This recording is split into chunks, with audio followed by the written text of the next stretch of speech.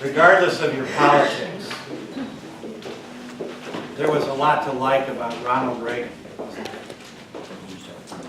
And one of the things that I admired the most about President Reagan was the dignity with which he lived his last few years after being diagnosed with Alzheimer's. It really raised, about 20 years ago, the awareness in our society of this disease and how it afflicts not only the patient, but the caregiver, typically the spouse. It's raised our awareness that this is a disease that is going to strike a lot of people, if not us, maybe our spouse. It's going to affect the caregiver. And by its nature, is going to be a disease that's going to last for quite a long time before the person passes away.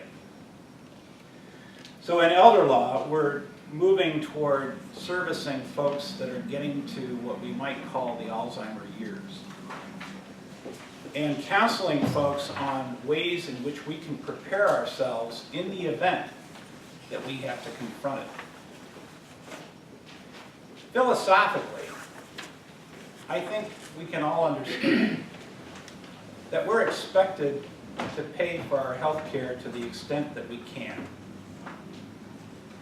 Philosophically, we would have difficulty as taxpayers if we knew of someone who was quite wealthy, who gave away all of her wealth to her children, to charities, to other things, and then said to us as taxpayers, now pay for my health care under the Medicaid program because I'm going into a nursing home. The rules applicable to Medicaid, you're going to see in the example that I give you tonight, are designed to protect against that. But they make the entire area terribly complex, and an area where people can benefit from the counsel of elder law attorneys before they get into that situation. People who have the wherewithal, people who can do the planning and go to Marcel and set up trusts, can go to their certified financial planners and set things up to self-fund their health care if they have to go into a nursing home, are certainly in the best position. One of the benefits of that is that not all nursing homes accept Medicaid. There are some nursing homes that are only private pay. And some feel that, look, in all of the nursing homes, the quality of care, they want it to be high. That it might be a little bit higher there and might be a little bit more accessible because the Medicaid beds in nursing homes are not as available as others. So that's one of the benefits. Folks with the wherewithal also benefit from looking into long-term care insurance, and maybe some of you have done so. There's a lot of talk of that. If you listen to Dave Ramsey on the radio, he speaks to long-term care insurance, and he says he would not buy it until he reaches the age of 60. And on his 60th birthday, he will buy it. I'm not sure I agree with that. I think it's prudent to at least have the discussion with insurance professionals in your late 40s, early 50s, and talk about the costs that would be associated with setting up long-term care insurance for you.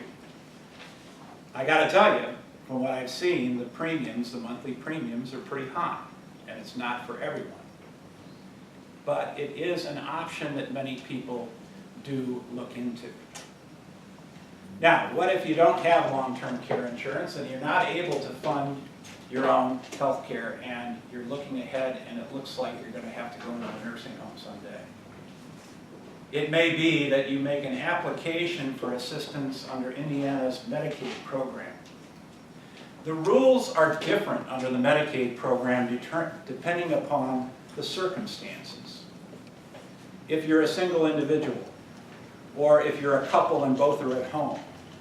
I've decided tonight that it might be most instructive for you, and we're going to pass out some green sheets here, to look at a situation in which you have a person who is institutionalized, the institutionalized spouse, and the spouse who is living at home frequently referred to as the community spouse.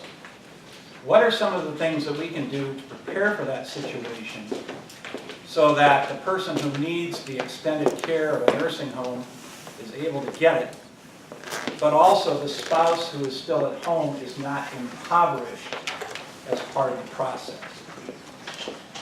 The green sheets that we're handing out are a hypothetical.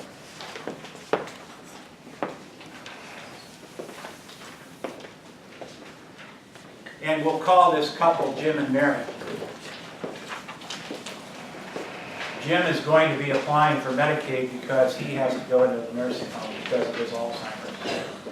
Mary has done her best to care for him, but it's gotten to the point where she just can't do it on her own. So on the day that they apply for Medicaid, or that Jim applies for Medicaid, there's going to be an analysis. And let's look at the right side of the page first. The assets that Jim and Mary have been able to put together over the years. The equity in their little home is $90,000, and they have a 2004 Toyota that's valued at about $2,000. The E next to those words means that those are assets that are exempt from consideration under the Medicaid program when Jim applies. But they also have a nest egg of $250,000 in various accounts. And they have a life insurance policy with a cash value of $2,000. I mention that because in this illustration it's an indication of where an elder law attorney can help. Because we have to be looking for things like, what is the cash value of that insurance policy? There's a list of things that we need to check through in order to be able to give proper advice. You know, elder law attorneys, like many other professionals, say your physician. If you have a problem, you go to your physician. He's not going to tell you exactly what to do right from the beginning. He's going to do some tests. He's going to examine you. He's probably going to go into the medical books and do some study before he tells you what he thinks your problem is and how best to deal with it. So when you consult with an elder law attorney, expect to be asked to tell him or her everything that you don't want to tell to a stranger. Because in order to give you adequate and professional advice, just like a physician, you're going to need all the details. And we're going to need to dig into things like, what about this life insurance policy? And we can contact that life insurance company for you and get an idea, because you probably don't know what the current cash value is. So that's one example. But back to Jim and Mary on the green sheet. If you total up those two assets that are not exempt, they total up to $252,000. Under the law, the first thing we do is divide that in half. So that's $126,000 that is the spouse's share, the community spouse. Mary at home, you would say, okay, well, she gets $126,000. Well, she doesn't, because there's a maximum under the regulations that she's entitled to get that applies here. And the maximum in 2014 is $119,200. If the couple's assets are very low, she's at least entitled to a minimum of $25,400. That's why I put that in there. Are these two numbers? I do. I have them reversed. That's what I get for doing my own typing. So reverse those. I'm sorry. So if you take the non-exempt assets and deduct the spouse's share, and there may be other miscellaneous deductions that I'm not going to bore you with, you're down to excess assets of $141,000. Jim is not going to be eligible for Medicaid as long as that $141,000 is there. So what strategies do we have to deal with that? Well, one of the assets that is exempt is the home. Maybe this is a good time for Jim and Mary to finally re-roof the house or put on new siding. or have the furnace and air conditioning replaced. Because they're investing and getting fair market value for their money in improvements to their home, and that is an exempt asset. Maybe it's time for them to replace the car. That's another exempt asset. Wouldn't Jim be happy if he knew that Mary, the community spouse living at home, had a more reliable car? And it doesn't matter in this situation what the value of that car is. So why not trade in the 10-year-old car and get her something that is more reliable? By the way, if it wasn't a nursing home situation, there would be limits on the value of that car, but I'm not going to bore you with that either. What if we have Jim and Mary go to the funeral director, and an elder law attorney will go with them if they want, but most folks don't need that expense, to set up an irrevocable funeral trust to fund their funerals, make those arrangements, not only for themselves, but the law permits them to do that for their immediate family. So some people like to set up trusts and burial plots and that kind of thing for their children as well, and that is permitted. The idea is that it's irrevocable. It can't be reversed like some of the trust discussion that we had earlier. The same would apply if they were to purchase an annuity, converting some of the assets into income later on down the line. We're going to get to the income side of the green sheet in a moment. But the rules for annuities also provide that it must be an irrevocable annuity. It has to be actuarially sound. You can't have a 70-year-old person setting up an annuity that's going to pay over the next 30 years. All right? We have to think in terms of the person's normal life expectancy. The payout has to be in equal amounts on regular bases, regular intervals. And the state of Indiana must be named as a ultimate beneficiary to the extent Indiana pays for any nursing home care in order for this to be a recognized transfer. Yes, sir? Wendell, don't you want the shortest payout possible? Because of what you just said, the state of Indiana being a beneficiary if the annuitant dies. That is a strategy that is often used, a very short-term annuity. You have to use the shortest you can. The problem is the return on that can be. Yeah, but mathematically, I mean, if you go to a 5-year annuity and the person lives 2.5 years at $6,000 a month, yes, they die, okay, who steps in first? The state of Indiana. yeah. That's why you That's a good point. gotta go to short annuity, That's a short good as you can. Another thing that we can do with some of the money is to gift it. But there are real restrictions on that. Under Indiana law, the words de minimis, minimal contribution, a person can actually gift or transfer $1,200 per year total to family members, to charities.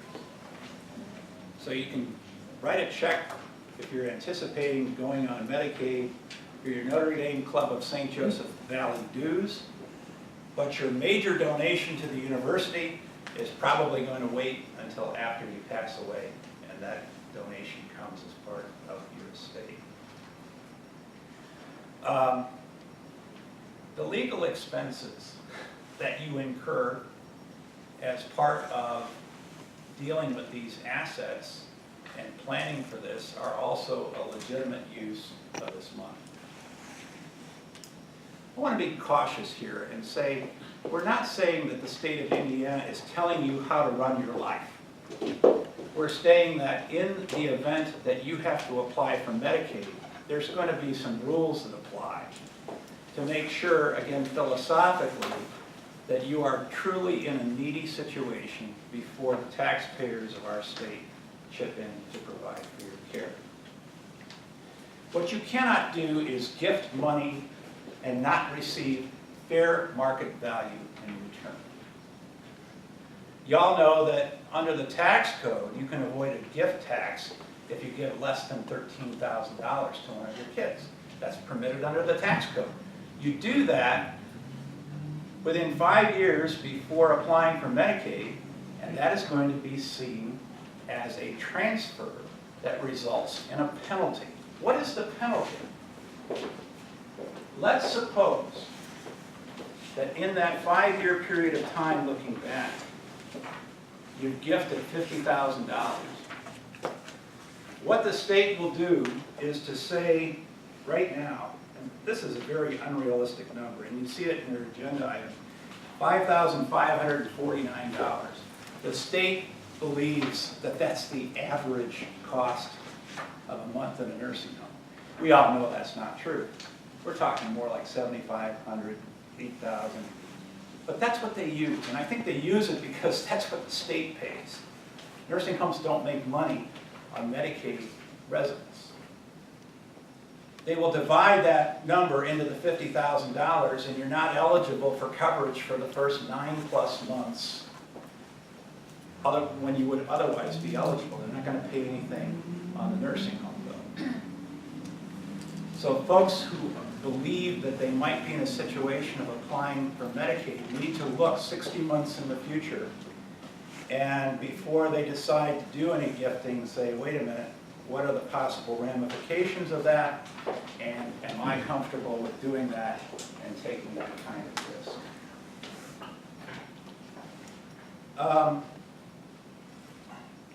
On the income side of Jim and Mary's illustration on the green sheets,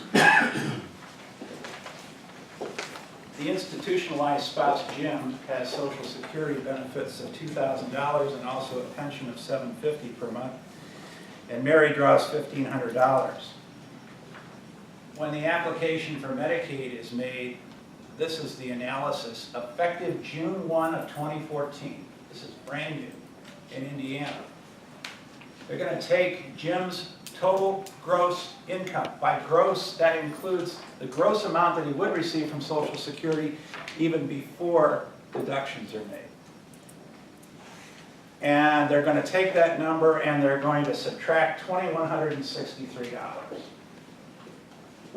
$2,163 is 3 times the benefit under SSI, Supplemental Security Income, for a person, a single person per month. Any dollars above that amount have to be paid into what's called a Miller Trust. A Miller Trust is technically a qualified income trust. Why is it called a Miller Trust? Because in 1990, somebody named Miller in the state of Colorado filed a lawsuit in federal court and said, under this Medicaid program, you give us this level here, but we all know that it costs far more than that to live in a nursing home. And that's not fair, and the federal judge says, you're right. So any excess amount above that you can put into this qualified income trust, now known as a Miller Trust, and it will not disqualify you from the Medicaid program. Effective June 1st, any money over and above that is going to have to go into a Miller Trust. By the way, within a couple of years after that federal judge said that, the Congress of the United States changed the law to say, yes, Miller Trusts do enable people to avoid this problem of having so-called excess income. So it's not only a court decision, but now it's been the law of the land since about 1992. By act of Congress. So how does the Miller Trust work? Well, setting it up is not difficult, not expensive for a lawyer to do. That money goes into the trust, and you need to show that documentation.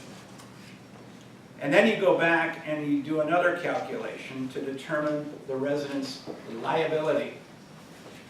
You go back to that gross amount of income, and you're allowed to make some deductions. In Jim and Mary's situation, there's a deduction made for a spouse allowance. In this illustration, it's $470. How do we come up with that? Well, the state of Indiana says that spouse needs income totaling at least $1,970, using round figures. And by taking $470 out of Jim's income, that brings Mary up to that level. There's also an allowance for what's a PNA, a personal needs allowance. I rounded it to 50 bucks. It's what Jim has in the nursing home to maybe buy a new bathrobe every once in a while, or some toothpaste, or other needs that are not medical needs that would be covered under Medicaid. So his liability is $2,230, and that's the amount Jim pays to the nursing home. You say, wait a minute, Jim doesn't have $2,230 anymore because it was paid into the Miller Trust. Well, a portion of the liability will be paid by the trustee to the nursing home. So we're taking dollars out of Jim's pocket, we're putting it into the Miller Trust, and a portion of it is going back to the nursing home. Miller Trusts are set up for that purpose, to comply with the law. I don't pretend to explain that it's a good thing or that it makes any sense. I will tell you, though, that we try to keep the balance in the Miller Trust as low as possible, because when all is said and done, after Jim passes away, anything left in the Miller Trust is going back to the state of Indiana, to the extent that the state has paid anything under the Medicaid program. This takes effect on June the 1st. People who are now in nursing homes, and there are about 3,200 that are affected by this statewide, need to set up Miller Trusts now, immediately. Ideally by tomorrow, May 1st, but at the latest sometime in early May, so that when the new regulations take over on June 1st, people will be ready. There's a question, Wendell. Yes? How does this work if you're single? Single's a different situation. You are in the nursing home and you're single, you get the personal needs allowance, and everything else basically goes to the nursing home. You're host. Yeah. And people come to that conclusion very quickly, and then they remind themselves, well, part of the reason why we're hosed is because it's been God's will that we've been afflicted with, you can't blame the state for the fact that our health is in that situation, right? But when you're in that situation, or you've got a family member in that situation, it's hard not to be a little bit bitter about it. Yes, ma'am? And the other option, of course, is health and the home. Yes. Healthcare and home. Yes, Home care. absolutely. And, And we all want to stay home as long as we can. I mean, obviously you have to pay that out of pocket, although Not obviously. I heard that there is some help for that Yeah. through Medicare. You might have heard of a term called waiver. The Medicaid waiver program that enables folks to have health care come in to help people stay at home. The state loves it because it's less expensive than caring for someone in the nursing home. The financial rules on that are similar to a nursing home situation. Not exactly the same, but it's another thing that we look into. So that someone can stay at home, the spouse who has the burden of caring for that Alzheimer's patient has the support that she or he needs from a professional, and yet someone can stay home and go to bed in their own bed, right?